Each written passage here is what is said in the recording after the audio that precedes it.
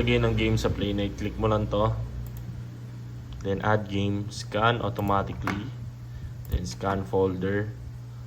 Yan, for example, ito yung HDD mo. Select folder mo lang yan. Wait mo lang mag-scan para ma-check niya yung mga laman na games. Wait lang natin. Medyo matagal siya talaga, depende sa laki ng GB ng HDD na ini-scan mo. Ayan na. For example, ito, add natin tong Batman.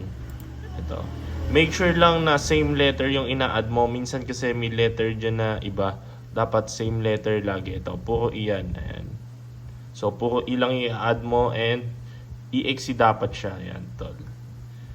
Ayan, for example, ito, Call of Duty. Ito, Far Cry. Yung pinakataas ng lagi pipiliin mo, tol. Ayan, Hitman. Then, add games mo lang. Then, yan. Ayun na yung games mo. Nandun na siya sa Playnite. Ayan, tol.